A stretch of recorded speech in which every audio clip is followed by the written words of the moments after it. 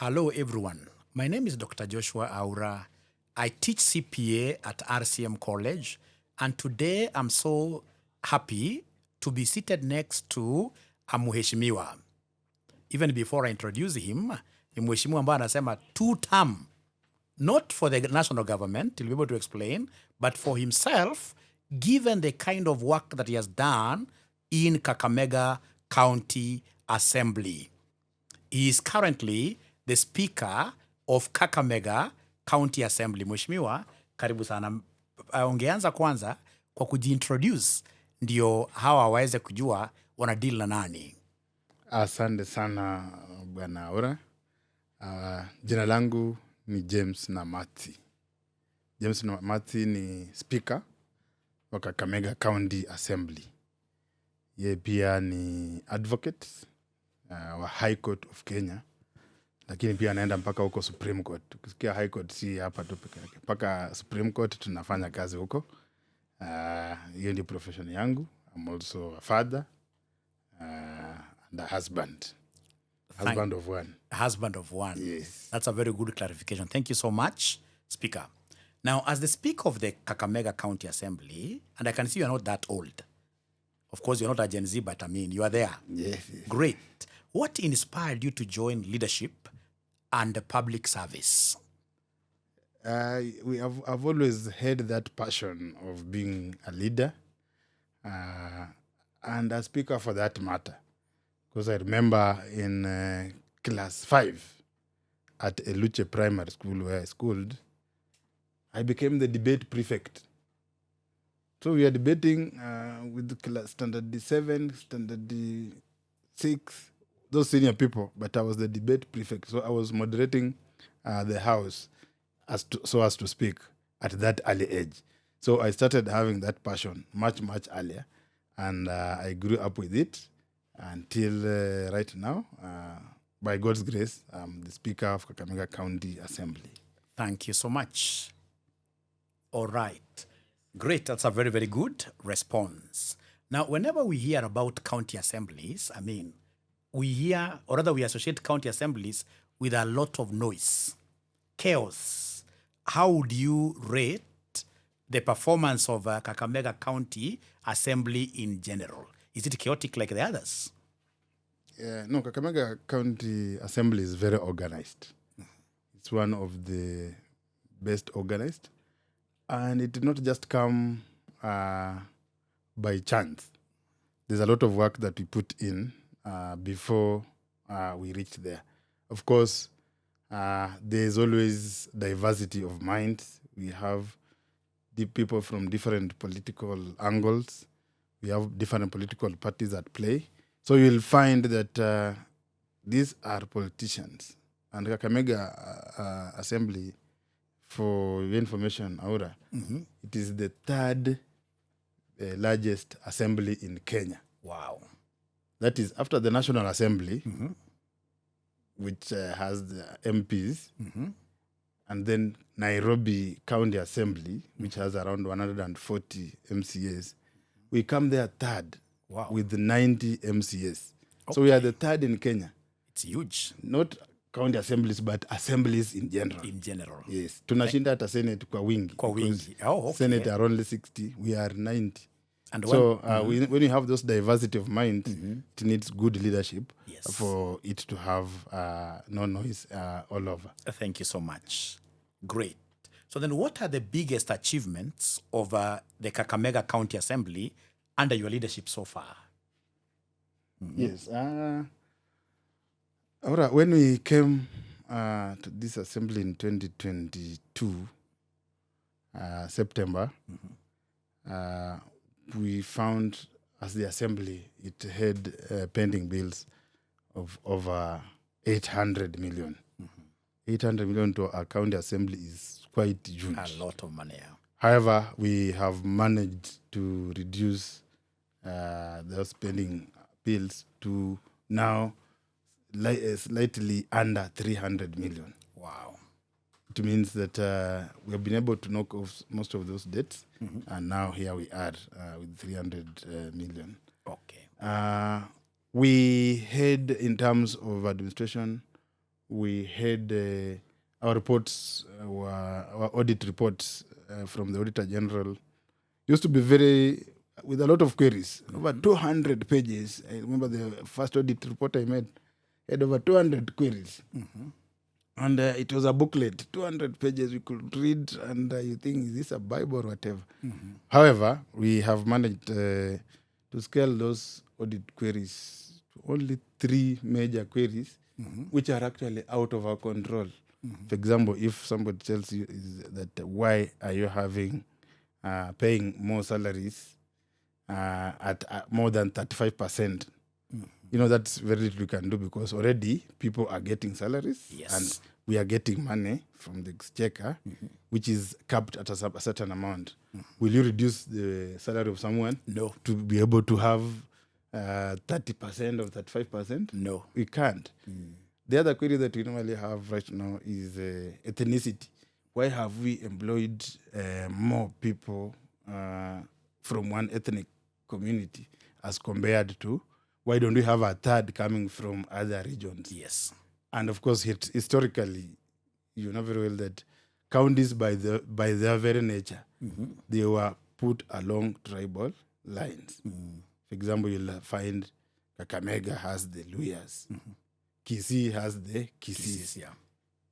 So you'll not find many Luyas actually being employed in Kisii. It cannot work. You'll not find many Luyas being employed in Kiambu. It cannot work. Kisumu, you'll find the Luos as the predominant. Those are the questions that keep on recurring, which there's nothing you can do about. Okay. However, we as the Assembly, I'm satisfied that it's running very well and very transparently and very credible. Okay. Now that you've spoken about transparency, Mheshimiwa, can you kindly tell us what you do to ensure transparency and accountability in the county leadership? Yes. The first thing is that we have refused to be intimidated by authorities outside the Assembly, so that we follow what the law says. I remember there was a time when we had various interferences from the political parties. You find a political party wakes up and says, you get a letter from outside saying that now from today the majority leader is supposed to be so and so. I say, but how? Did you follow the due process? No. Then how do you want just to change? So when we respond that, they take us to court. We go to court and tell them, no, this is the law. We are following the law. For you to change leadership at the Assembly, you don't get letters from elsewhere. Okay. It is the majority, the people themselves, the MCAs, who are supposed to sit and say, let us change our leadership. And we insisted on that. And I'm happy to say that after we became firm, the court actually said, yeah, we are right. That is the law. And even the leaders themselves, Honorable Sifuna is my friend. He's the one who was writing those very, very serious letters, saying that can you change the leadership according to what Nairobi says? We said, no, we can't hear what Nairobi says when we have our own members of county assemblies from that particular majority party. Let them sit and decide. Once they decide, I have no problem. I'm happy. When now it came to changes in the minority side, it is the minority parties in the assembly, that's the MCS themselves, who went and they met and said, we are changing. This will be now our current minority leader will be Honorable Titus Kwama. Our chief whip will be Honorable Sasita. And they brought that letter through the chief whip. We were very happy, and I, as the speaker, endorsed it very quickly and said, this is the position. The power belongs to the MCS, who are supposed to govern themselves. They're not supposed to be governed by elsewhere. Because if we start yielding to pressure from outside, That's when now transparency disappears through the window, and accountability is eaten for breakfast. Thank you, Mheshimiwa, for such an elaborate response. Now, we are seeing all over Kenya, the young people trying to join this competitive race of becoming MCAs. Now, at your senior level, given that you aspired to become a leader from those very, very young ages, and God has been very faithful to you by giving you that chance, what message do you have for the youth of Kakamega County who want to join politics and leadership today? Yes, let them be patient, and let them continue being good from wherever they are, from that very, very young age. Because leadership is actually given from God. So let them be patient. Let them not think that when you become a leader, it's a place for you to eat. No, it's not. We as MCS, we are the most least paid in the country. Our salaries are very low. And yet we are being called the big name Mheshimiwa. But when you reach there, you find many people reach there and they say, no, I left my big job at the United Nations coming to be a member of parliament, and this is what I'm getting. So, but that's what SRC says, and it has not changed. So we have to be here. So it's not all that rosy as many leaders will think. But when you come and you focus to serve the people, you will be satisfied with whatever little that is given, and you'll be very at peace with yourself, and you'll give what the people said, what the people require, and you're likely to even be re-elected as an MCA or a representative of that people for another term. Okay. However, when you come there expecting that now this is my place, now I want to eat, you will be very disappointed, and it will not be a rosy picture for you. Great. Of course, that's a very good advice for all these young people who are aspiring to go to these big offices. When you go there with a lot of appetite, you may end up being misused. Thank you so much, Mheshimiwa, for that. Now, of course, as MCAs, you are oversighting the executive, which is being led by the governor. How does the county assembly work with the governor to improve service delivery for the people? Our role, we have very clear division of roles, separation of powers. The executive's role is to execute the policies and the laws that we have passed as the assembly, or those passed by the national government to deal with the county. They're also supposed to implement the budget. Our role as the assembly is threefold: legislation, oversight, and representation. Once you understand that each of you have the roles, you'll have peace with the executive. There'll be no constant wrangles with the governor, as you find in many of these assemblies, whereby you find the next time the speaker wants to be the governor. You find surely you are not following your role. Now you want something bigger. Be satisfied with what you have. Do what you are supposed to do, and do it well.